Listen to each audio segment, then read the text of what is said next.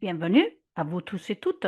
Bienvenue à vous tous et toutes pour cette présentation sur la préparation des programmes, des plans. Nous remercions nos interprètes qui sont là pour nous aider. Et je vous remercie d'être là, chacun d'entre vous en continuité avec l'atelier de formation des animateurs JPIC, Sowing Hope for the Planet, nous invite à franchir une étape décisive, traduire ce que nous avons appris en actions concrètes et mesurables. Les connaissances et les compétences, lorsqu'elles restent inutilisées, s'estompent rapidement et perdent leur pouvoir de transformation.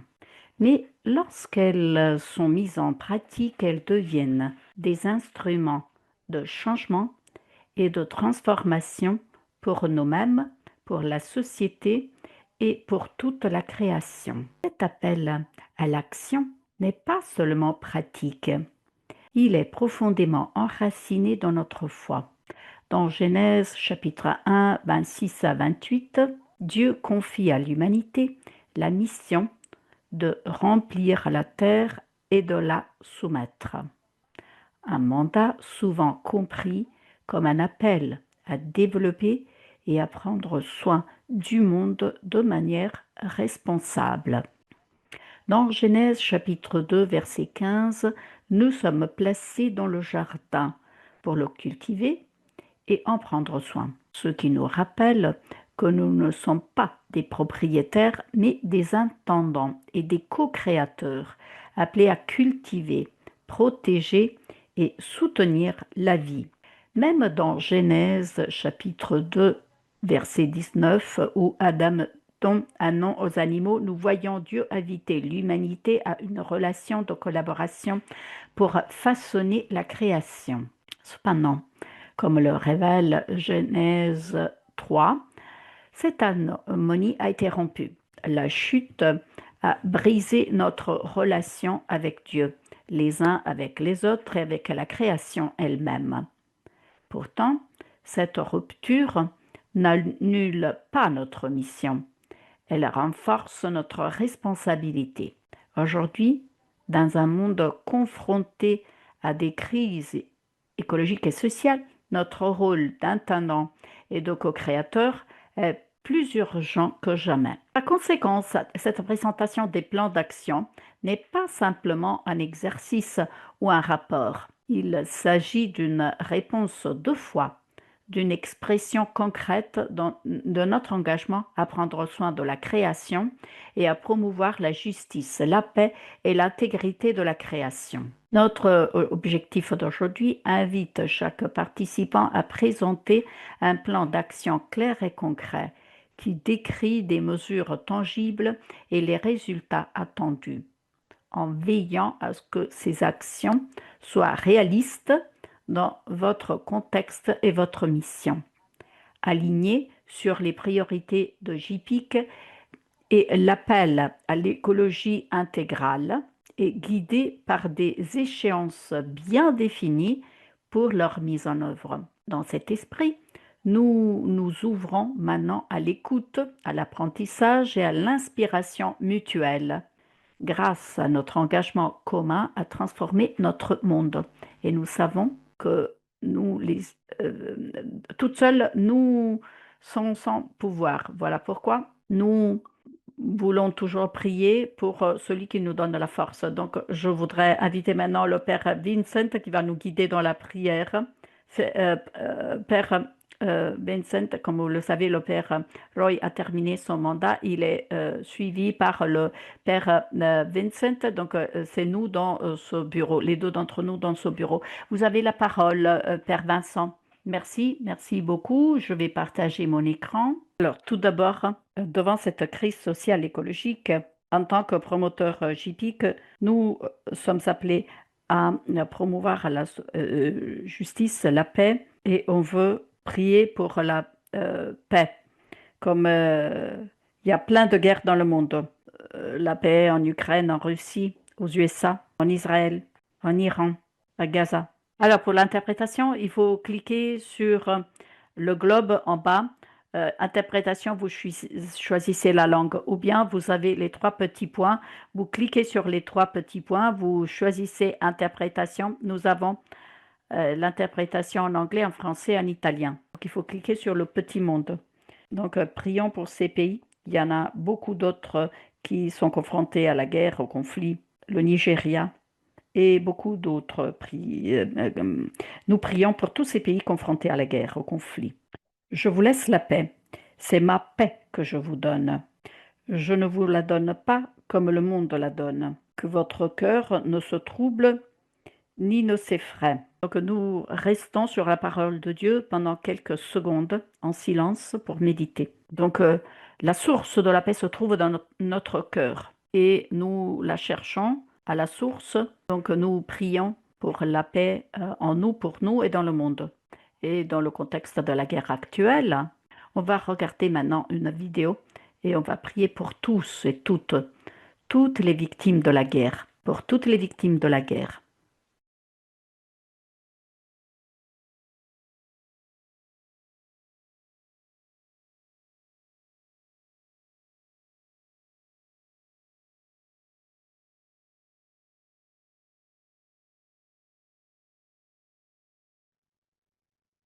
You told us share your toys and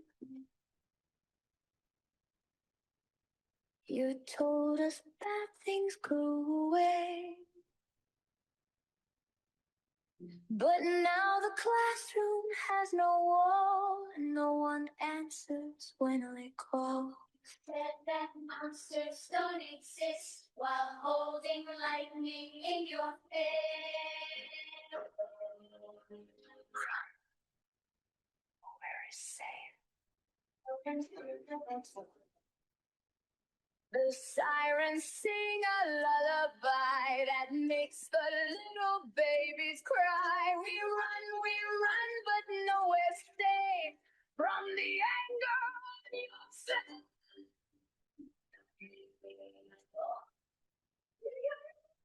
You can.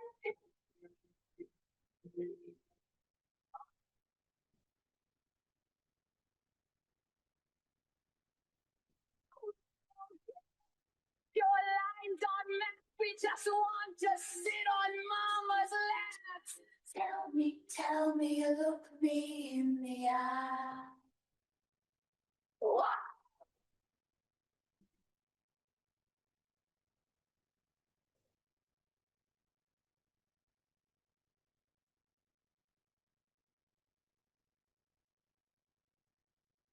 My brother's sleeping in the stone. He wouldn't leave his bear alone. The sky is gray, the sun is dead. There's only fire and smoke instead. You talk of peace with guns in hand, a language kids can't understand.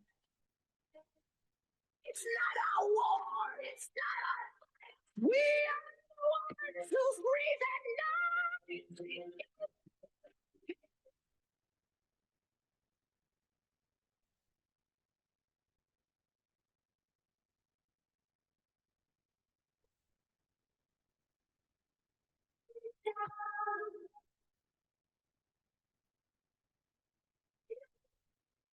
In town, we don't want to learn to hate and kill. We just want the world to please stand still. Tell me before we die.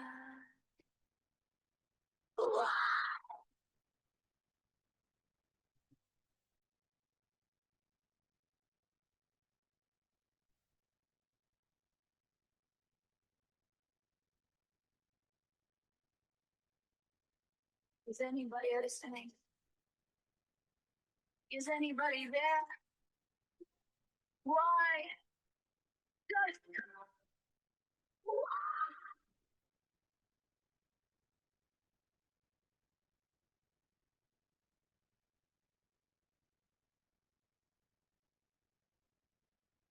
Dieu de justice, de paix, d'amour, nous te confions les enfants qui souffrent de la guerre, ceux qui ont peur, qui ont faim ou qui sont déplacés. Touche le cœur des dirigeants et de tous les peuples, afin qu'ils choisissent le dialogue plutôt que la violence. Donne-nous le courage de protéger les innocents, la force de défendre la dignité et la sagesse d'apporter la paix. Que ta paix commence en nous, afin qu'elle se répande dans les familles, les communautés et les nations. Guéris les blessures, redonne l'espoir et guide-nous pour que nous soyons des bâtisseurs de ponts. Amen. Amen. Merci, merci au Père Vincent de cette prière qui nous a touchés, qui nous invite à l'action. Avant de démarrer nos présentations, je voudrais inviter chacune d'entre vous à vous présenter dans le fil de discussion. Vous écrivez votre nom, votre congrégation et le pays depuis lequel vous participez à ce webinaire pour comprendre qui sont ceux qui participent à ce webinaire. Et maintenant, nous allons écouter ceux et celles qui ont envoyé leur présentation. Vous pouvez nous envoyer votre plan d'action. Si vous voulez le faire, si vous ne l'avez pas encore fait, vous pouvez le faire par la suite. Maintenant, il y a un bruit de fond, peut-être que le Père Vincent. Alors, nous avons la sœur Yvonne. Vous avez la parole, sœur Yvonne. Sœur Yvonne n'est pas là, donc on va passer à la présentation suivante. Adriano, je suis là. Bienvenue. Bonjour à tous et toutes, je m'appelle Adriano, je suis missionnaire xavérien et je suis originaire du Brésil, mais je me trouve en Italie. J'ai travaillé pendant 13 ans au Cameroun et au Tchad, en Afrique. Au bout de quelques années, ma congrégation m'a demandé d'étudier, de faire des études de géopolitique. Et donc, j'ai suivi un cours à l'Université du Latran qui s'appelle Sciences de la paix, qui est lié aux études sur la paix et les différents conflits du point de vue du droit international, des sciences politiques, Sciences Po, mais aussi les instruments de médiation. Donc, j'ai terminé cette formation sur 3 ans. Maintenant, je continue mes études, toujours ici à l'Université du Latran.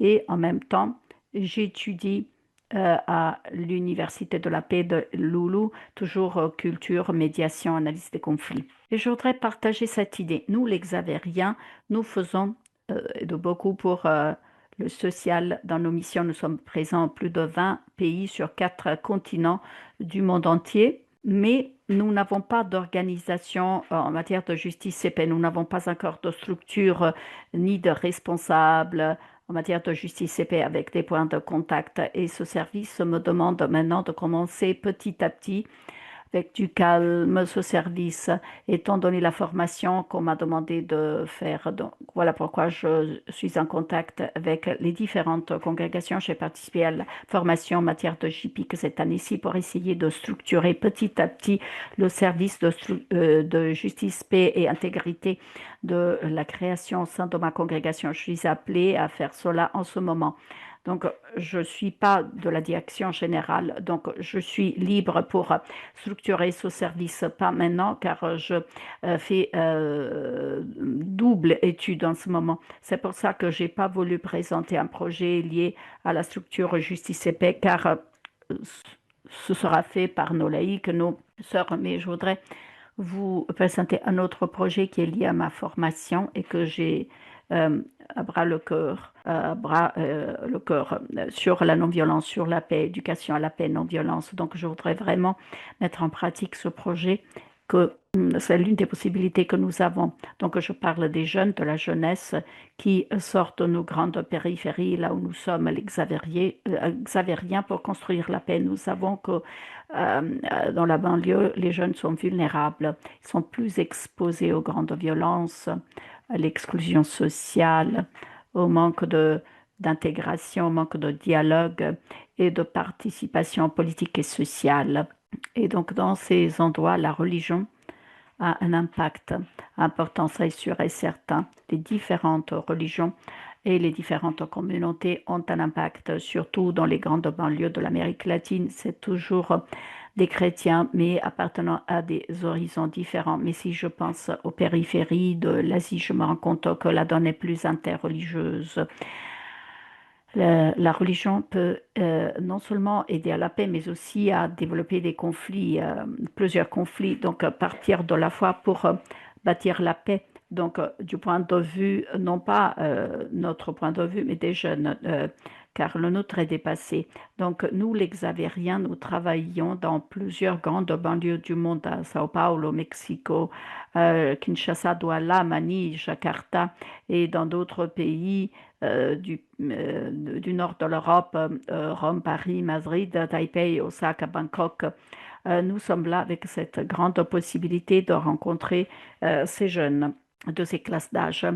Donc, l'idée étant de créer en l'espace de 2 ans un cheminement pour réunir les jeunes de plusieurs horizons, les faire rencontrer venant de banlieues différentes pour une formation sur la paix, la non-violence, la construction de la paix, le dialogue et aussi des méthodes pour lire son propre contexte, mais tout cela partant toujours du regard des jeunes sur le monde, partant d'une base de structure de formation pour essayer de lire le monde euh, en partant du point de vue de la perspective des jeunes. Donc ce serait un lieu pour partager des expériences différentes, apprendre des pratiques de construction de la paix. Et il y a 2 buts majeurs, faire en sorte que ces groupes de jeunes venant des différentes banlieues pour qu'ils puissent créer de tout petits projets réalisables dans leur propre contexte. Et deuxième but, créer une plateforme du monde xavérien de jeunes pouvant former une sorte d'observatoire sur la paix. Donc là, vous voyez la méthodologie. Comme je l'ai déjà dit, en quelques mots, des formations en ligne, en distanciel sur des thèmes différents, aidés par des personnes ressources, donc les professeurs qui m'ont formé dans ma formation, petite réflexion, analyse de la situation locale. Donc c'est encore plus important savoir lire sa propre réalité, ses propres conflits, ses manques de paix, ses propres possibilités de créer la paix et deuxièmement de réaliser quelque chose, des petits projets de dialogue. Ce serait un petit peu la méthodologie que j'aurais choisie pour ce projet. Nous allons de l'avant. Voici les ressources. Tout d'abord, donc un groupe de jeunes bénévoles de 18 à 25 ans parlant en anglais de base pour pouvoir communiquer. Ensuite, les facilitateurs, donc un point de contact dans chaque pays et aussi d'autres expériences religieuses, c'est-à-dire des personnes pouvant guider ces groupes de jeunes qui serviraient de coordinateur local. Les ressources pour la formation, documents, thèmes, tout ce que nous pouvons offrir en tant que base pour la réflexion. Les formations qui pourraient être partagées avec ces jeunes, dispensées à ces jeunes, et le matériel à lire, à étudier et à utiliser pour créer cette plateforme de jeunes, ces réseaux de jeunes. Ensuite, techniques et ressources financières, c'est-à-dire où trouver. Donc, il faudrait, car on aura besoin sans aucun doute d'aide pour monter la plateforme, mais aussi pour aider les formateurs qui seront disponibles à dispenser la formation à ces jeunes et aussi ultérieurement les aider à mettre en pratique certains de ces projets. Là, vous voyez un chronoprogramme plus ou moins 1 an et demi à 2 ans, les 3 premiers mois, pour entrer en contact avec ces jeunes à former. Du mois 4 à 9, formation en ligne. Les mois qui restent pour entrer en contact et comprendre son propre contexte culturel et mettre en pratique certaines actions par la suite et si possible une rencontre finale avec ces jeunes euh, dans une de nos missions. Les résultats attendus. Ce à quoi je m'attends tout d'abord, il s'agit de conscientiser, sensibiliser, fournir les outils nécessaires pour être des bâtisseurs de paix, car nous parlons de paix et nous savons même pas qu'il y a des techniques, des possibilités, des types de lecture et des outils, des instruments utilisés pour construire la paix dans nos petits endroits. Donc tout d'abord, former une jeunesse capable d'avoir en leurs mains un certain langage professionnel quant à la construction de la paix, la médiation dans les conflits, donc partager ses connaissances. Ensuite, avoir un contact plus important entre jeunes sortant de leur contexte pour entrer en contact avec la jeunesse venant d'autres endroits. Et on découvre qu'ils ont les mêmes projets, les mêmes rêves, et même si les difficultés sont différentes, mais elles sont assez similaires. Donc nous savons que la racine de la solution de tout conflit est toujours le dialogue. Lorsque nous pouvons créer des structures mettant en dialogue les personnes et permettant à des personnes qui ne se rencontreraient pas de se rencontrer, nous aidons des gens à créer un cheminement sûr de transformation des conflits.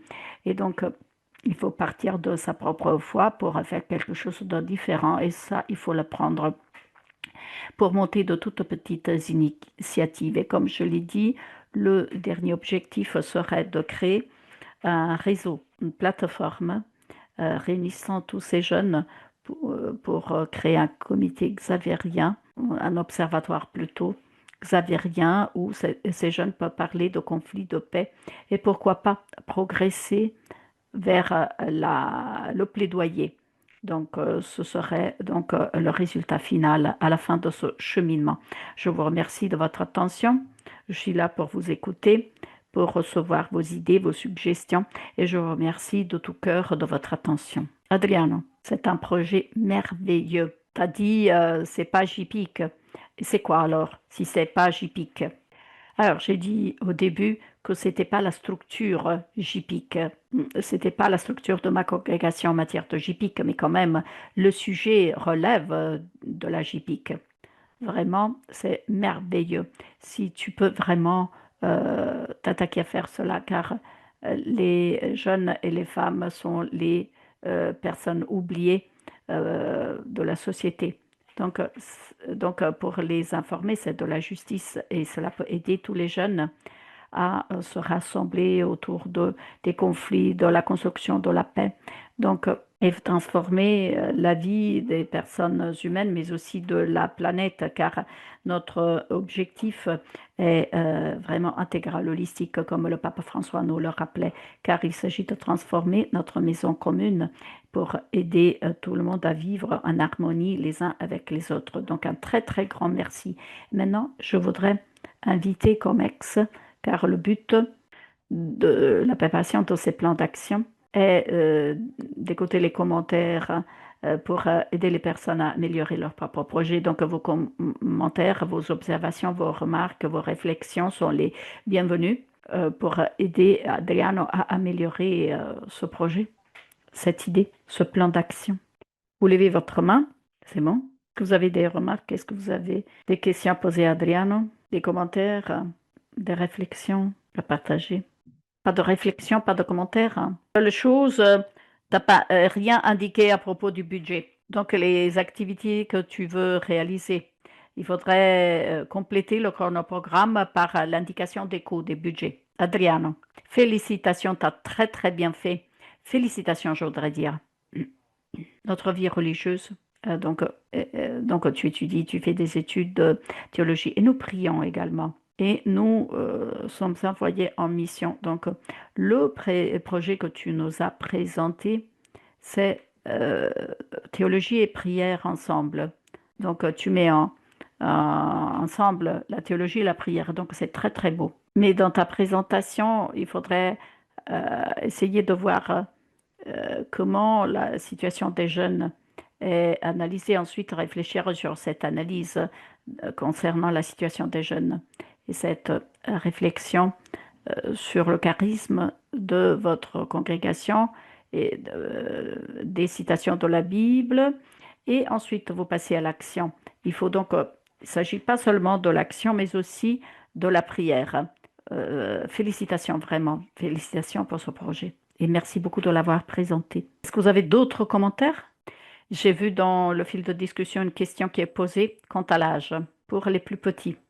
Alors, moi, je ne voulais pas intégrer dans ce projet les moins de 18 ans car nous avons une inquiétude importante en ce moment avec tout le problème de la protection des mineurs. Donc, travailler dans un secteur un moment international où je mets en contact les personnes venant de contextes différents et en ligne surtout. Donc, j'ai trouvé plus prudent de m'adresser aux jeunes plus âgés à partir de 18 ans et laissant aux communautés locales, peut-être ces jeunes de plus de 18 ans pourront se rassembler avec les plus petits dans leur propre contexte en présence de quelqu'un d'autre.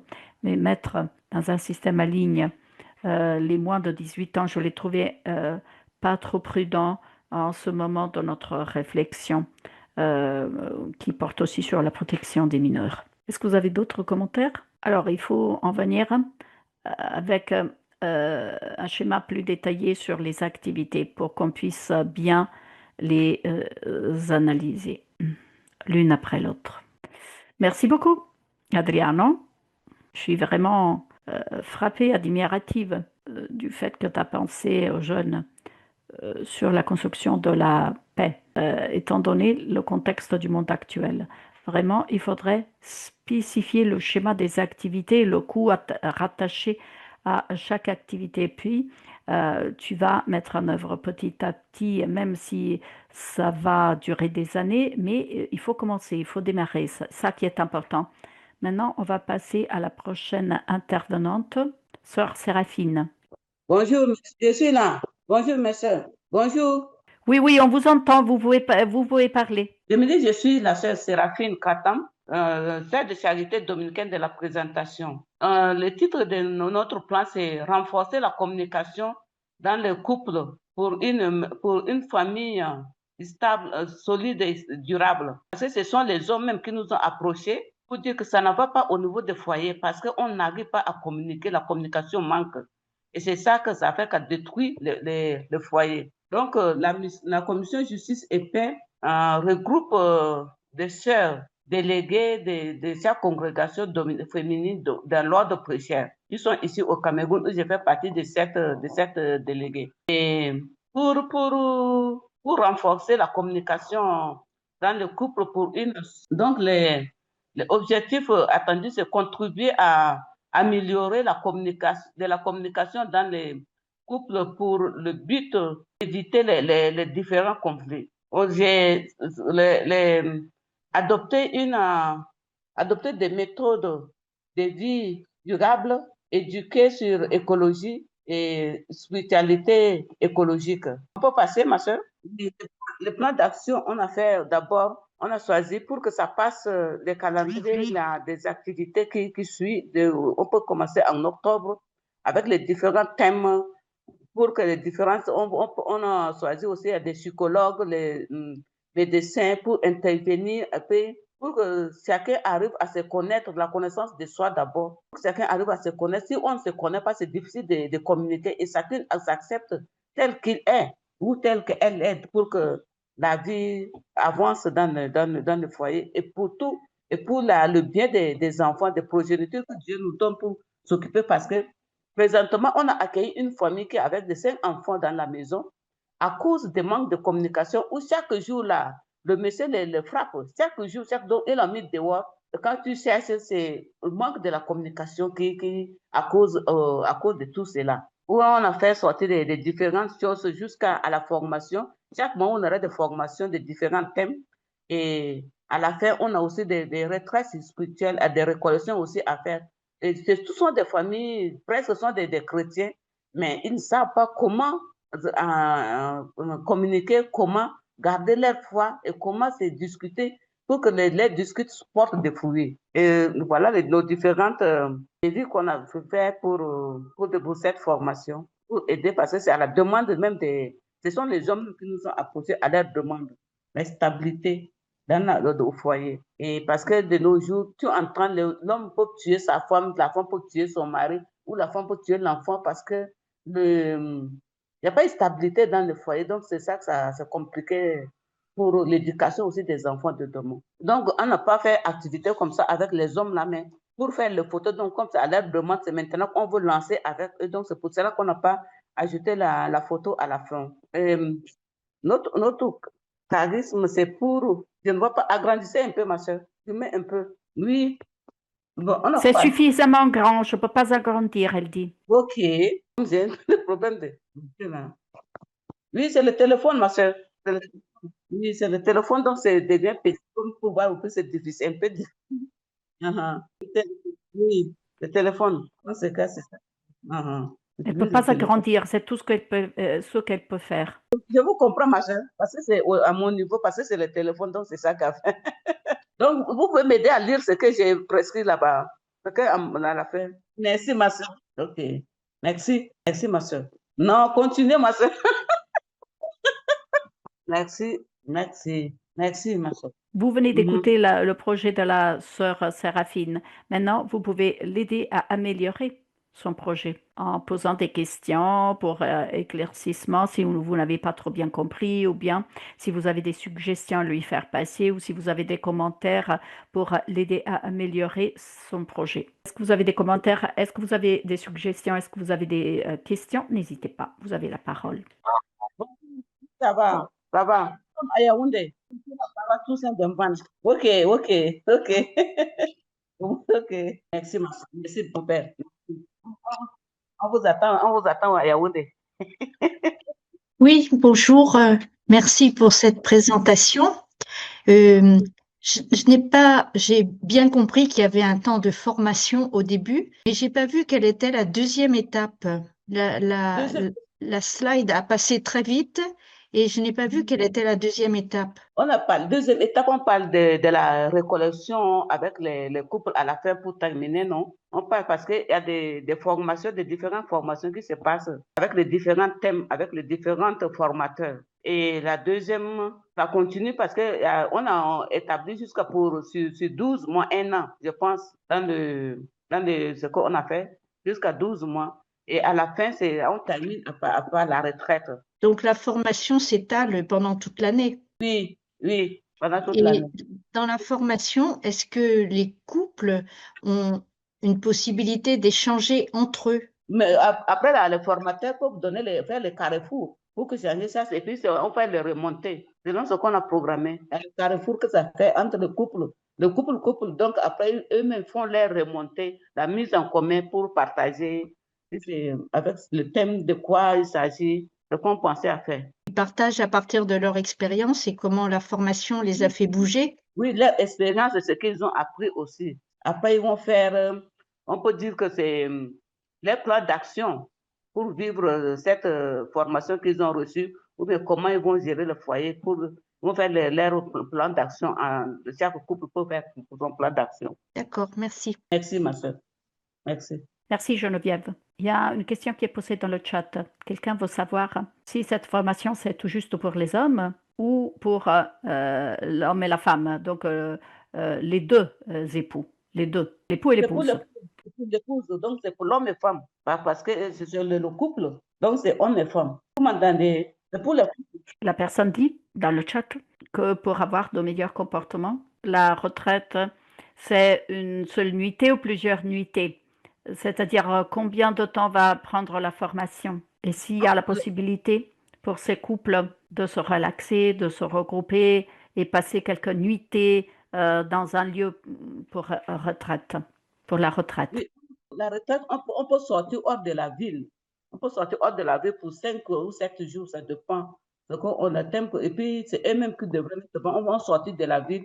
Et puis, il y a des détentes aussi avec eux pour qu'ils se changent aussi un peu d'heure. C'est ça qu'on a mis aussi ensemble. Donc, il y a des détentes aussi dedans là-bas avec le couple pour échanger, pour sortir, aller dans un centre ou voir comment ça se passe aussi ailleurs. Ok, merci. Est-ce que vous avez d'autres questions, d'autres commentaires? Il faut lire. Il y a une autre question sur comment impliquer les psychologues, les médecins. Donc, si vous voulez réunir les couples pour qu'ils partagent leur expérience, comment leur permettre de faire plus de progrès en impliquant des psychologues, des médecins. Les psychologues, on peut impliquer les psychologues parce qu'il y a des choses que la maladie mentale, on a beaucoup de sortes de maladies mentales où la personne n'arrive pas à s'exprimer. C'est pour cela qu'on met aussi le psychologue pour les aider parce qu'il y a des couples que presque la personne, je veux me suicider, il y a de cette idée-là qu'ils ont dans la tête. Donc, psychologue, c'est pour les aider. Et le médecin, le médecin peut vouloir parler aussi de la fidélité parce qu'il y a des maladies transmissibles, voilà. Comment on se comporte pour attraper ces maladies, comment ces maladies, ça se transmet. Donc, voilà pourquoi on a choisi les psychologues, les médecins. C'est pour les aider à s'en sortir parce qu'il y en a qui n'arrivent pas.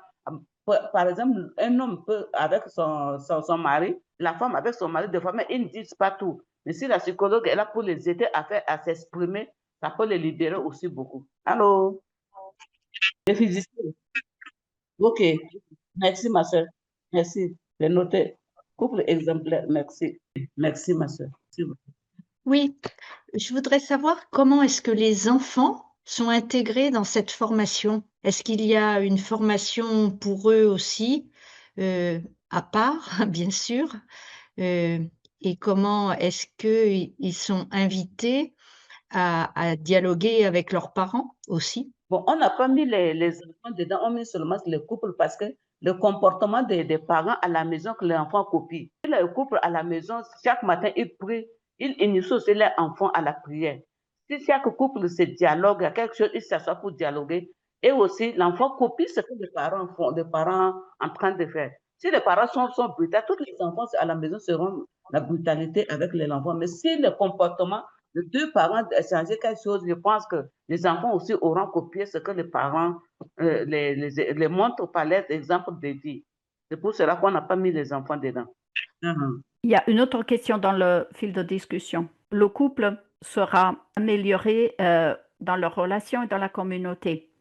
Est-ce qu'il y a des activités de suivi après la fin du projet pour vérifier de quelle manière, donc pour avoir un feedback sur comment la formation a aidé le couple? Est-ce que vous avez déjà réfléchi sur le suivi à donner à ce projet, le feedback, savoir comment cette formation a aidé le couple? Oui, on s'est dit qu'on va commencer d'abord la formation et à la longue, on peut voir comment les aider à améliorer encore de plus ce qu'ils ont reçu. Donc, ça aussi, on a pensé à mettre sur Dieu nous donne pour d'autres plans d'action qui vont suivre la formation. Ok, merci. Est-ce que vous avez d'autres commentaires, d'autres questions, des suggestions à faire passer peut-être? Les suggestions sera le bienvenu, tout sera le bienvenu. Et merci beaucoup aussi à ceux qui nous a donné l'idée. De mon côté, j'aime bien le projet, car nous, religieuses, nous recevons la formation à différentes étapes. Nous avons la formation initiale, nous avons la formation permanente ou continue, mais les couples ne font pas de formation. Ils se rendent avant le mariage à la paroisse 2-3 fois. Donc, je suis contente de voir que ce projet est très important pour permettre aux couples de continuer leur formation. C'est une bonne idée, mais il faut donner un suivi à ce projet. Donc, un follow-up. Donc, le suivi et les enfants, car les enfants ont besoin eux aussi de formation pour s'échanger avec leurs parents, pour comprendre comment respecter les parents, comment collaborer avec leurs parents, surtout ces jours-ci où nous avons ces jours-ci, les enfants finissent par ne pas connaître les parents passent la plupart de leur temps au travail, Merci. au boulot et les enfants à l'école. Donc, il faudrait aussi prévoir une formation pour les enfants et comment donner un suivi à cette formation et voir le feedback. Donc, avoir un retour sur comment le couple a pu appliquer les informations reçues dans la formation. Merci beaucoup de votre projet, ma sœur. Merci pour vos rapports aussi. Merci beaucoup. Merci bien. Alors, s'il n'y a plus d'autres questions dans le chat, nous tenons à remercier Sœur Séraphine d'avoir pensé au couple de cette formation. Il y a encore déjà 2 projets pour les groupes oubliés de notre société, les couples et les enfants, donc et les jeunes, très important. Merci, Sœur Séraphine, un très grand merci. Et on a hâte de savoir quel sera le résultat et la continuation à donner à votre projet. Merci beaucoup. Merci beaucoup. Nous avons appris dans notre atelier Justice, paix et intégrité de la création, JPIC. Nous avons vu certains thèmes sur lesquels développer des projets. Nous avons étudié avec des missionnaires catholiques sur ce que nous sommes censés faire dans notre apostolat social, apostolat pour la transformation sociale. Je voudrais donc saisir cette occasion pour rappeler à nous tous et toutes comment réaliser cet apostolat dans votre mission, et je voudrais donc porter comme mon focus l'infanticide comme préoccupation sur lequel je voudrais organiser un projet. Nous avons vu le projet concernant les jeunes qui a été présenté, le projet présenté sur le couple pour améliorer donc la paix au sein du couple, au sein des familles. Là, c'est un exemple. L'infanticide, c'est-à-dire les enfants qui sont tués. Le projet au niveau catholique est le suivant. Il faut donc regarder la réalité, ce qui se passe. Il faut être conscient et donc connaître la situation, comment je la vois, comment les personnes voient ce problème de l'infanticide. Et ensuite, nous devons faire un discernement. Donc, l'autre mot étant juger. Maintenant, nous passons de juger à discerner, car tout cela se passe déjà sous nos yeux. Et ce que la Bible nous dit à cet égard, quels sont les enseignements de l'Église qu'ont dit nos fondateurs, nos fondatrices, ce qui a été dit dans le chapitre général ou dans les chapitres provinciaux. Donc, à ce stade de voir et discerner, je comprends si, en tant que religieux ou religieuse, en tant que dominicaine, que clarétienne, s'il est approprié pour moi de faire quelque chose, car chaque congrégation a son propre charisme. Donc, il faut voir si nous sommes appelés à répondre à cet appel. Et une fois qu'on a identifié l'appel, voir ce que nous devons faire, pouvons faire. Donc, l'action n'est pas seulement pour éliminer les symptômes, par exemple la faim. C'est pas simplement leur donner à manger, mais aussi déraciner les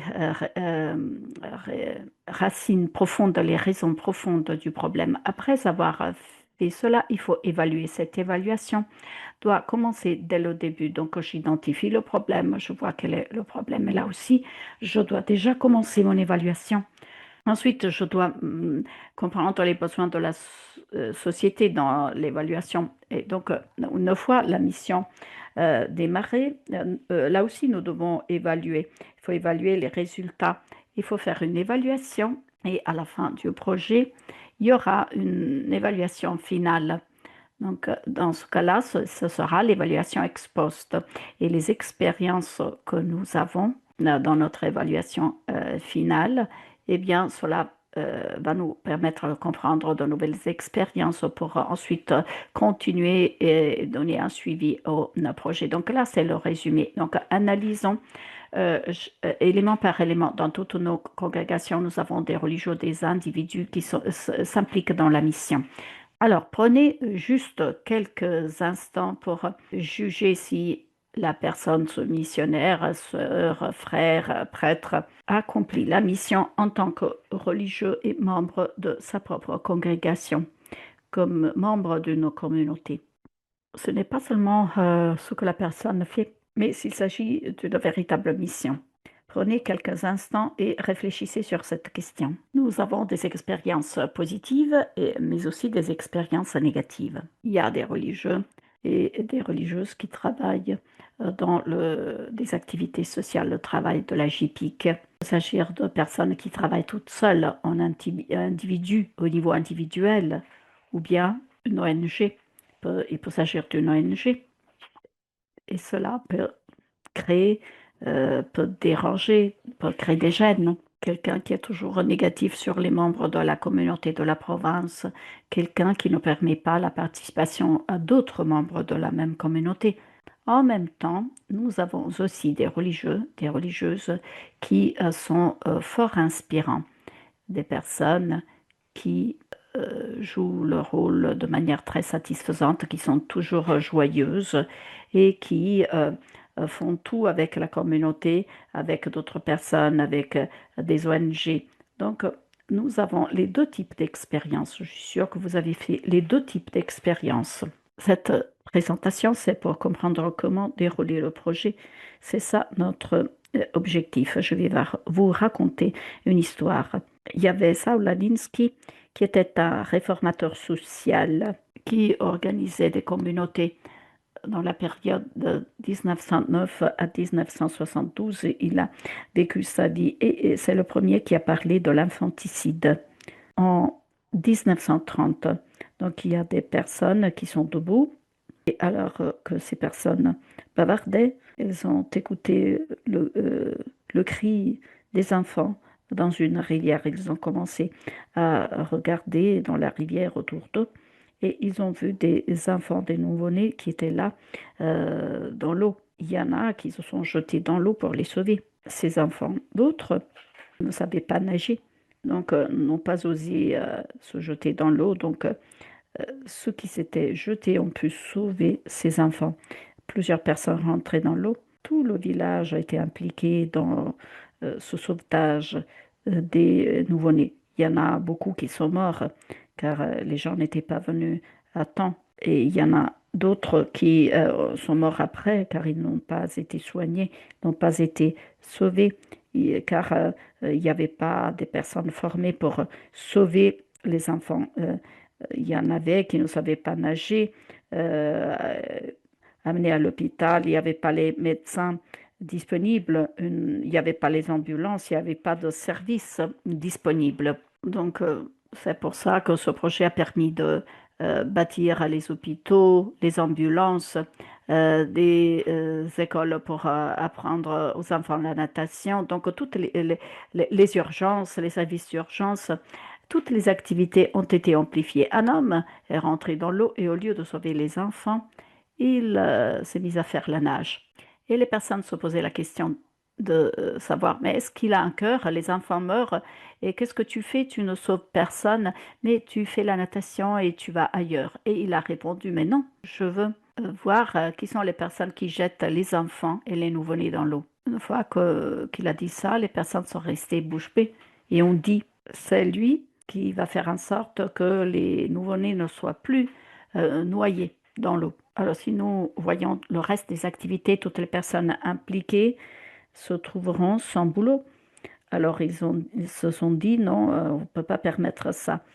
Alors là, il s'agit d'une histoire de l'infanticide, un exemple d'infanticide. Dans cet exemple, alors si vous repensiez à cette histoire, qu'est-ce que les personnes ont vu? De quoi étaient-elles conscientes en regardant la rivière? Les nouveau-nés. Ces personnes ont fait un discernement avant de passer à l'action, avant de réfléchir sur leur projet, de monter leur projet. Est-ce qu'ils ont réfléchi sur la motivation? Pourquoi les enfants étaient jetés dans l'eau? Depuis où ils étaient jetés dans l'eau? Pourquoi? Et comment ont-ils agi? Si on avait appliqué la méthode de voir, juger, agir, il y avait conscience, pleine conscience, donc un discernement et ensuite l'engagement. Prenez une minute pour écrire quelque chose. Prenez pour répondre donc à ces questions sur le récit qu'il vient de faire. Est-ce qu'il y a quelqu'un qui veut partager quelques réponses à ces questions? Ok, on va passer de l'avant. Alors, pourquoi le projet n'a pas réussi? Pourquoi a-t-il échoué? Quelle a été l'erreur? Il n'y a pas eu de discernement approprié. Tout simplement, ces gens se sont jetés dans l'eau d'instinct pour sauver les nouveau-nés qui étaient dans l'eau. Qu'est-ce qui a manqué? Tout ce qu'il y a à faire au discernement. Donc souvent, en tant que religieux et religieuses, nous aussi, nous faisons de même au moment du discernement. Donc nous devons avoir bien présente à l'esprit cette méthode pastorale catholique qui consiste à voir, juger, agir. Nous le retrouvons dans l'enseignement social de l'Église. Dans Mater et Magistra, au numéro 236, le pape dit il y a 3 stades qui doivent être normalement suivis pour la réduction des principes sociaux en pratique. Donc tout d'abord, revoir la situation concrète. Donc c'est le stade du voir. Ensuite, il faut se former un jugement à la lumière de l'évangile, le discernement. Et troisièmement, il faut décider dans quelles circonstances, quelles sont les circonstances et compte tenu des circonstances, qu'est-ce qu'on peut faire pour mettre en œuvre ces principes. Ce sont les trois stades qui sont en général exprimés sous les termes de voir, juger, agir. Donc nous le voyons, nous le retrouvons aussi dans d'autres documents de l'Église. Par exemple, nous le voyons dans Gaudium et Spes et aussi dans d'autres textes de l'Église. Ça, c'est la technique, la méthodologie que nous sommes censés appliquer. Voilà, là, vous voyez le cycle pastoral. Donc nous commençons par les expériences de vie. Donc s'il y a un infanticide, nous le voyons dans plusieurs réalités. Donc il faut l'arrêter. Il faut arrêter cette expérience de l'infanticide. Ensuite, il faut passer à l'analyse sociale. Quelles sont les causes profondes de l'infanticide pour des facteurs économiques, car il y a la pauvreté, ou des facteurs politiques, manque de politique pour le bien-être des enfants, à cause de facteurs sociaux, ou bien il s'agit d'un problème historique, ou à cause de facteurs culturels, ou encore il y a des facteurs scientifiques derrière et pourquoi. Donc il faut faire une analyse de ce problème. Ensuite, mais tout le monde peut faire des analyses, y compris les ONG, mais nous, en tant que religieux, nous le faisons en missionnaire catholique. Donc il faut se poser la question suivante. Que dit la Bible sur cette réalité? Que dit-nous la doctrine sociale de l'Église? Et que dit la tradition de notre congrégation sur ce problème de l'infanticide? Donc, c'est la réponse venant de la foi. Si vous manquez cette réponse venant de la foi, il n'y aura pas de différence entre nous et une ONG quelconque. Et un nombre de personnes qui travaillent dans le secteur social disent « mais je fais de même, je fais la même chose ». Mais par contre, nous devons, pour nous, la réflexion de foi est fondamentale. En lisant la Bible, il y a bon nombre de références de notre relation aux enfants. Le psaume 127, les enfants sont l'héritage venant du Seigneur et il nous aidera à les faire grandir, et d'autres psaumes. Et aussi l'évangile selon saint Matthieu. Vous avez les références à l'écran. Ceux qui accueillent les enfants ont la porte ouverte dans le royaume du Seigneur. Ensuite, nous avons des encycliques, des exhortations apostoliques. Nous demandons de travailler avec les enfants, de les protéger. Plus de cela, il faut savoir si les enfants font partie de notre charisme. Alors, il faut vérifier ce que dit notre fondateur, notre fondatrice, ce qu'ont dit les chapitres provinciaux, les chapitres généraux, pour en venir au stade de la planification. Avant la planification, il faut qu'il y ait toujours la prière pour demander au Seigneur. Il faut lui poser la question, pourquoi Seigneur veux-tu que j'aborde cette question?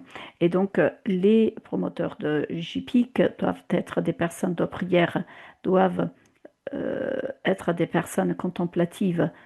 Donc je vous demande toujours d'exercer une heure de prière dans la contemplation, car sinon nos actions vont échouer et ne rentrent pas dans les activités d'évangélisation. Et donc cette planification doit être faite en communauté, pas au niveau individuel, et avec les personnes qui sont autour de nous, dans notre milieu, car ce qui se fait par la participation des personnes de notre milieu se fait pour notre milieu, donc avec les communautés locales, en union avec les autres parties prenantes. Et dans la planification, nous devons aussi comprendre quelle sera notre vision future. Les ressources sont limitées, donc nous devons prioriser. Nous devons identifier des priorités et créer des structures appropriées comme des écoles, des établissements scolaires ou des lieux de formation, des centres de formation. Ensuite, il faut reconnaître les obstacles. Donc, la planification doit porter sur ce que je vais faire, comment je vais le faire, pour qui ou qui va la faire, où et quand. Donc, les 5 questions de la planification. Ensuite, une fois les projets présentés, il faut bien spécifier ce qu'on va faire et comment, où ça va être fait, qui le fera et qui en bénéficiera, quand ce sera fait, et les moyens utilisés pour donc les ressources. Donc, c'est la planification. Ensuite, il y a l'évaluation, le stade de l'évaluation. Donc, il s'agit d'évaluer nos actions et apprendre de nos fautes ou de nos erreurs. Donc, à partir de cette expérience, on pourra donner un suivi au projet. Donc, l'évaluation est importante. Pendant que nous planifions, nous devons tout d'abord évaluer les besoins. Quels besoins, quelles activités, quelles ressources euh, au milieu du processus, au beau milieu du processus, il y a l'évaluation sur la formation dispensée. À la fin du projet, il y a l'évaluation finale. Et cette expérience doit être le point de départ d'un nouveau projet. Notre projet doit se baser sur une expérience, une analyse sociale, une réflexion théologique, la réponse à apporter. Ensuite, l'évaluation au début, l'évaluation pendant le projet et évaluation finale. Il y aura d'autres expériences qui vont résulter. Donc, c'est la manière pour organiser notre projet. Il y a bon nombre de livres écrits, les modèles de la théologie contextuelle, euh, la no-catholicité, la théologie contextuelle du XXIe siècle. Donc, ces livres sont des ressources pour nous, pour notre théologie, notre réflexion théologique et notre prière. Je vous remercie de votre attention. Merci de nous avoir présenté la méthodologie basée sur le voir, juger, agir. J'ai trouvé très pratique.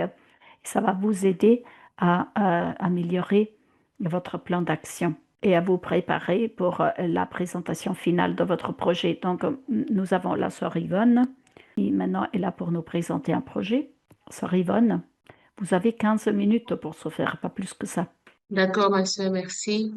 Vous allez m'excuser, la connexion n'est pas très bonne. Si je mets la vidéo, ça va déranger. Voilà. Bonjour à tous. Merci. Je suis la sœur Yvonne, dominicaine missionnaire de la Sainte Famille. Alors, le titre de mon projet, c'est la lutte contre l'insalubrité dans la ville de Yaoundé. Ça, c'est le mauvais plan. C'est la sœur Yvonne, non le présentateur.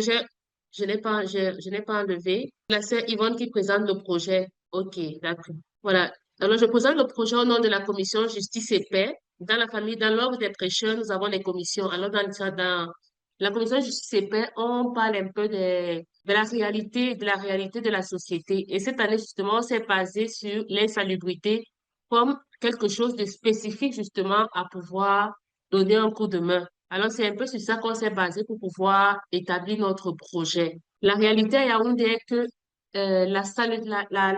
l'écologie est devenue quelque chose de très négligé.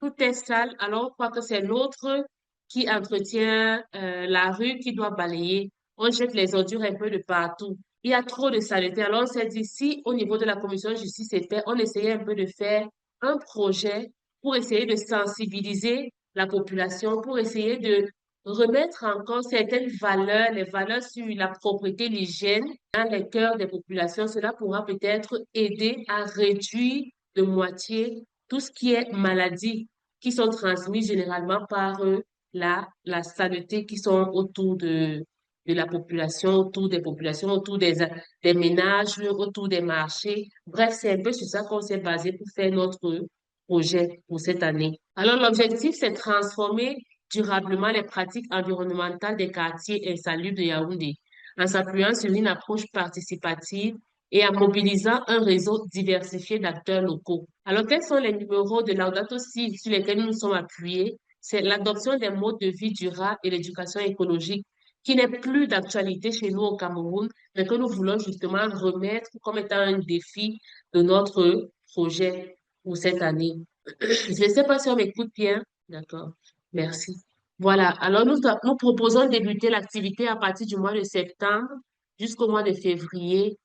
Septembre 2026 jusqu'à février 2027. Alors, nous aurons plusieurs activités, justement. Dans ces différentes activités, nous aurons des objectifs précis à atteindre et nous aurons besoin de certains matériaux, raison pour laquelle nous avons fait justement ce projet dans le but justement d'apporter quelque chose de, pas de nouveau parce qu'on connaît déjà ce que c'est que l'insalubrité, mais quelque chose de plus concret qui puisse susciter dans le cœur justement des Camerounais le désir de la propreté pour réduire les maladies, pour réduire les différentes pathologies justement qui peuvent être transmises à cause justement de notre mauvais comportement dans l'utilisation des déchets. Donc, je ne vais pas citer les activités puisque c'est déjà écrit. Je ne sais pas si je dois lire les activités comme ça là en gros. Voilà, donc on aura une planification, on aura les moments de formation pour donner la possibilité à tous ceux qui vont participer avec nous de pouvoir entrer.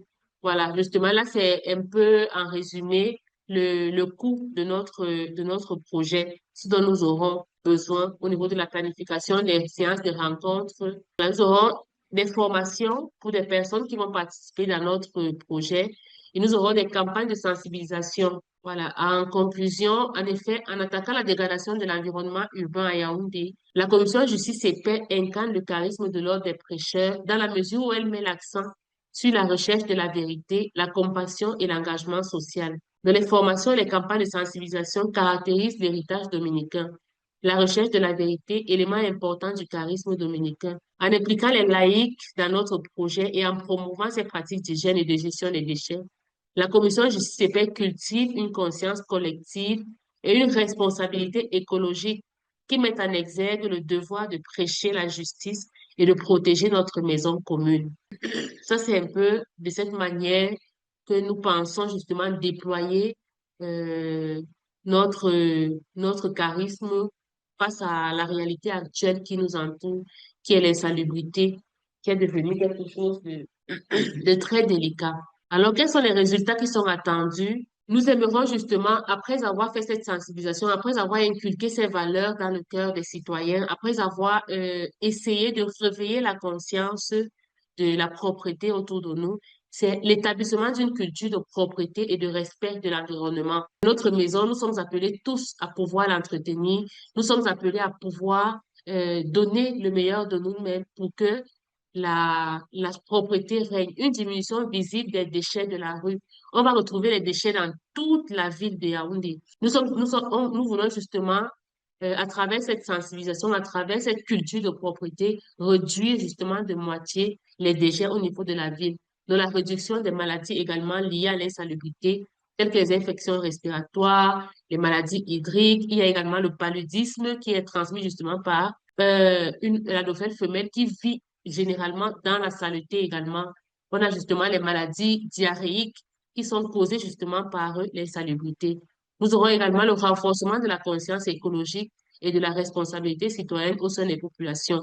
Que la propriété n'est plus seulement le problème des autres. Par exemple, ici, on appelle Isakam. Ce sont eux qui enlèvent un peu la poubelle. Ce n'est plus seulement leur problème, mais c'est un problème de tout un chacun. D'où toutes nous sommes responsables à donner le meilleur de nous-mêmes, à donner notre part de pierre pour pouvoir réduire. Donc, à la fin, nous aurons une ville propre qui peut contribuer à la protection de notre maison commune qui est la terre. Alors, nous avons prévu quelques difficultés, n'est-ce pas, qui peuvent ralentir la durée d'exécution de notre projet, qui est la résistance des bénéficiaires face au changement d'habitudes préétablies en matière de gestion des déchets. Nous avons déjà une culture de la saleté au point où il serait difficile justement de pouvoir bannir, n'est-ce pas, cette culture de saleté. Mais nous pensons quand même qu'avec les efforts, avec la sensibilisation, que nous allons commencer dès le bas âge dans les écoles maternelles, dans les écoles primaires, cela, on dit que la formation commence avec les tout petits et là, ils peuvent facilement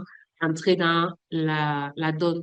Et nous pensons aussi avoir un faible engagement des collaborateurs. Il peut avoir un faible engagement des collaborateurs dans le sens où ils peuvent être rejetés justement par les différentes populations lorsqu'ils iront peut-être pour la sensibilisation et cela peut décourager justement leur travail. La lenteur administrative au niveau des institutions.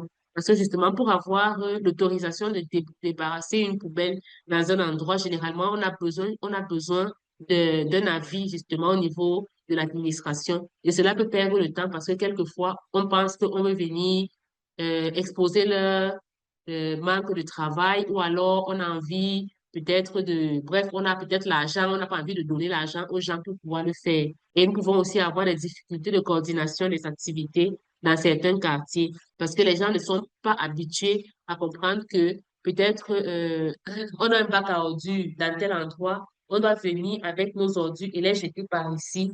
Bref, c'est un peu ça les difficultés que nous pouvons rencontrer dans notre projet. Mais nous avons quand même la conviction de que lorsqu'on parle à 2 ou 3 personnes qui pourront entrer dans la dynamique, on croit que cela pourra aider justement les autres populations à pouvoir prendre conscience au fur et à mesure. Ce n'est pas un travail qui sera fait directement à l'instant, mais qui aura besoin de beaucoup de temps qu'au fur et à mesure, on commence à s'habituer parce que nous ne sommes pas du tout habitués à ce qui est hygiène, à ce qui est propreté. D'accord. Ok, c'est Merci bon. beaucoup. Oui, ma sœur, merci beaucoup. Je ne sais pas s'il y a des questions, je peux répondre en même temps. Voilà. Donc là, c'est un peu la réalité. C'est un peu la réalité de nos différents quartiers. Voilà. Ça, c'est devant, ça peut être devant la maison de quelqu'un et puis tout le monde est tranquille et ça ne dérange personne. Voilà. Merci beaucoup, Yvonne, de You ce are projet très welcome. important. Ça a affaire à la santé. La salubrité est importante. L'insalubrité nous rend malades. Donc, c'est un projet tout à fait important qui est relié à la JPIC, à l'écologie intégrale. Maintenant, je voudrais vous inviter à faire des commentaires, à poser des questions si vous en avez, donner des suggestions à la sœur Yvonne pour améliorer son projet. Avez-vous des commentaires? Avez-vous des suggestions? Avez-vous des remarques à faire? Pas une question. Euh, Ça fait un peu de temps que j'ai laissé le Cameroun. J'aimerais savoir maintenant, Yvonne, je connais bien la situation là de la saleté, ça oui. Maintenant, au Cameroun, est-ce qu'on a déjà des coopératives de recyclage? On arrive à voir quelque chose déjà en train de naître ou pas encore? Parce que c'est vrai, même la récolte, quand on prend les poubelles et tout cela, on boute tout ensemble dans une seule chose. Et voilà, sans entrer dans d'autres problèmes, que ça serait aussi la flipperie, que c'est un moyen qu'il y a les pays du Nord de jeter des habits vieux dans les pays du Sud. Et l'Afrique souffre beaucoup de ça, et ça vaudrait toute une sensibilisation internationale pour ces problèmes, et ça, c'est une autre chose. Mais sur le recyclage, non, il existe déjà des coopératives qui séparent, parce que j'ai vu de belles choses en Afrique, d'autre part, l'autre jour, j'étais en train de voir une vidéo qu'ils étaient en train de transformer des déchets organiques en charbon pour le foyer. Alors, c'était très intéressant ça. Je ne sais pas si à Yaoundé, on voit déjà des choses comme ça. En fait, il n'y a pas encore cette culture de recyclage. Le recyclage au niveau de, par exemple, des bouteilles, les matières plastiques, là, il y en a déjà parce que les gens qui fabriquent les bidons, bref, ils récupèrent tout ce qui est matière plastique, refondent et refabriquent d'autres matériaux en plastique, les bidons, les bouteilles, pour revendre. Mais seulement, nous avons appris, par exemple, dans la vie consacrée, il y a une sœur qui a appris justement la transformation des ordures ménagères en charbon. Mais ce n'est pas encore quelque chose qui est accueilli parce que les gens continuent à dire, oh non, c'est toxique, oh non, c'est ci, c'est ça, parce qu'on brûle n'importe quoi à l'intérieur. Bref, il n'y a pas encore vraiment cette culture de recyclage, même dans la ville de Yaoundé. Au niveau de la zone de l'ouest du Cameroun, il y a un particulier justement qui a ouvert justement une mini-entreprise de recyclage. Alors, tous les ordures ménagers, par exemple, de l'Ouest, on les amène là-bas et de là, il fait le tri et il essaye de faire du recyclage. Mais ce n'est pas encore connu officiellement et on ne maîtrise pas encore bien cette partie-là. Voilà, c'est un peu ça. Merci, merci. De rien. Une question posée dans le chat. Projet excellent. Très bonne initiative. Les ordures seront là, mais à quelle alternative avez-vous pensé pour écouler? Donc, il s'agit d'un défi important. Donc, il faut créer une culture. Est-ce que vous avez des alternatives donc, sur comment écouler les déchets? Est-ce que vous avez pensé à des alternatives, ma sœur? Comme alternative, nous avons dit, notre projet va un peu se déployer beaucoup plus chez les enfants et les jeunes. Parce qu'on pense quand même que l'enfant est la personne qui accueille mieux le conseil et est capable de mettre en pratique. Par exemple, au niveau de l'école, c'est un peu faire les bacs à ordures et faire en sorte que les enfants ne jettent rien au sol, mais jettent tout dans les poubelles. Et après ça, justement, chercher à rejoindre Isaac, c'est l'entreprise qui gère justement les ordures ici. Voilà. Et peut-être après une semaine, lorsque le bac à ordures est plein, appeler ISACAM et venir débarrasser. Et maintenant, les ordures qui sont déjà statiques et beaucoup, on va essayer de faire, enlever ce qui est plastique et essayer de faire le compost pour pouvoir réutiliser pour le champ, parce que c'est beaucoup d'engrais en même temps. C'est beaucoup d'engrais en même temps. On retransforme justement ces ordures et on fait de cela du compost, on peut utiliser pour engraisser les cultures qu'on est en train de faire. Bref, c'est un peu dans ce domaine-là qu'on a envie justement d'entrer. Donc, ce sont les alternatives qu'on a au niveau du recyclage. Ce qui est plastique sera déporté vers ISACAM, mais le reste sera réutilisé pour l'engrais au niveau des cultures ménagères.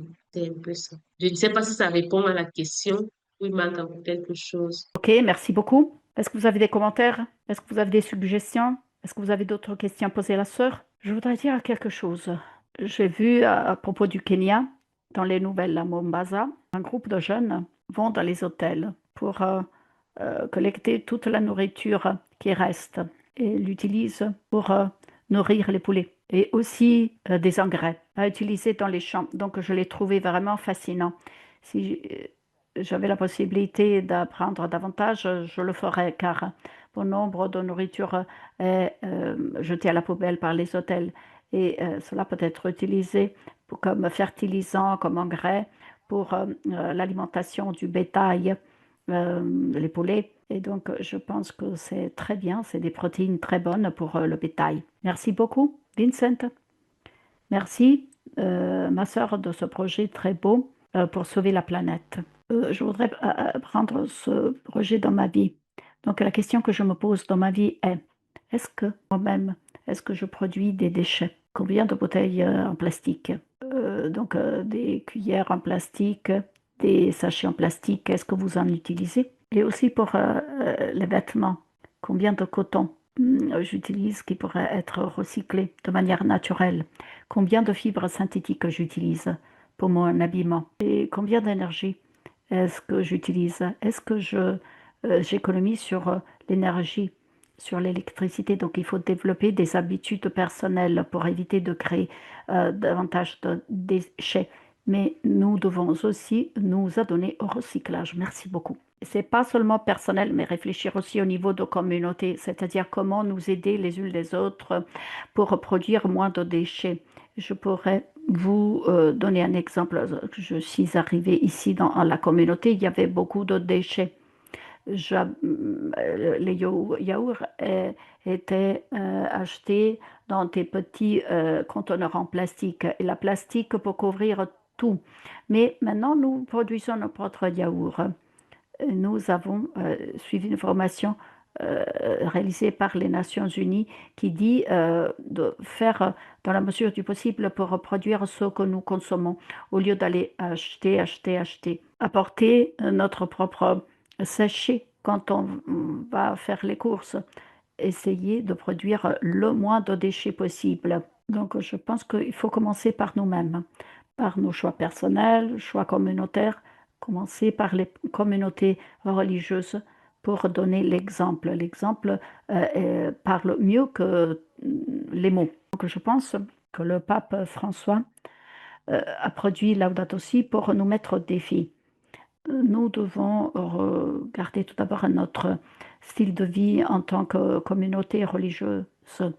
Donc, éviter d'acheter ce que nous avons déjà disponible, faire nous-mêmes. Est-ce que je peux faire avec moins de moyens? Est-ce que je peux éviter d'acheter ce qui n'est pas nécessaire? Parfois, les choses ne sont pas nécessaires. Donc, dans le cadre de ce projet, pour la salubrité ou bien le travail avec les jeunes ou avec les couples, tout le monde doit voir pas des mots, mais des exemples. Nous devons donner l'exemple. Donc, les exemples doivent venir de nous et non pas les mots, car les mots sont vides de sens. Est-ce que vous avez des commentaires en général avant de clôturer ce webinaire? Chers amis, promoteurs, promotrices JPIC, alors que nous achevons cette phase de préparation en vue de la présentation de nos plans d'action, nous prenons conscience que notre mission ne s'arrête pas ici, mais qu'elle commence ici. Plutôt, elle commence ici. Les plans que nous avons partagés ne sont pas de simples idées, mais des engagements concrets à vivre notre vocation d'intendant fidèle et de co-créateur d'une manière prophétique et à contre-courant, en particulier dans un monde souvent marqué par l'intérêt personnel et l'exploitation. Nos actions ne sont pas motivées par un intérêt personnel, mais par un objectif clair, contribuer à la transformation de notre monde et à l'épanouissement de toute la création pour la plus grande gloire de Dieu. Enraciné dans l'appel de Dieu, tel qu'il est exprimé dans la Genèse et conscient de la rupture causée par la chute, nous sommes maintenant envoyés avec une mission claire, affiner, renforcer et, dans la mesure du possible, mettre en œuvre nos plans d'action. Ceux qui n'ont pas encore présenté leur projet, mais souhaitent le faire, sont chaleureusement encouragés à partager leurs plans également. Ensemble, par des efforts réalistes et collaboratifs, nous sommes appelés à restaurer, guérir et transformer notre maison commune, en particulier au service des plus marginalisés et des plus vulnérables. Chaque action que nous entreprenons, aussi modeste soit-elle, a une valeur réelle et contribue à rétablir l'harmonie avec Dieu, entre nous et avec toute la création. Allons donc de l'avant avec une vision claire, un engagement envers des actions concrètes et la confiance en un chemin bien défini, soutenu par l'espérance dans le Seigneur ressuscité qui renouvelle toutes choses et marche avec nous dans notre mission. Que nos plans portent des fruits visibles, que notre collaboration renforce notre impact et que notre engagement commun devienne un témoignage crédible de justice, de paix et de l'intégrité de la création. Je remercie sincèrement chacun d'entre vous pour votre présence et votre participation.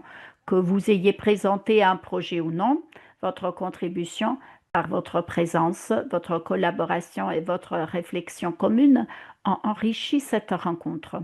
J'adresse également ma gratitude sincère à nos traductrices dont le service a assuré la compréhension, l'inclusion et un échange fructueux entre nous. Comme nous le savons, la présentation finale aura lieu le 13 avril. Donc, celles et ceux qui veulent présenter un plan, vous pouvez le préparer compte tenu de tout ce qu'on a dit aujourd'hui et la contribution du Père Vincent. Et vous allez nous l'envoyer, on va l'intégrer dans la présentation finale.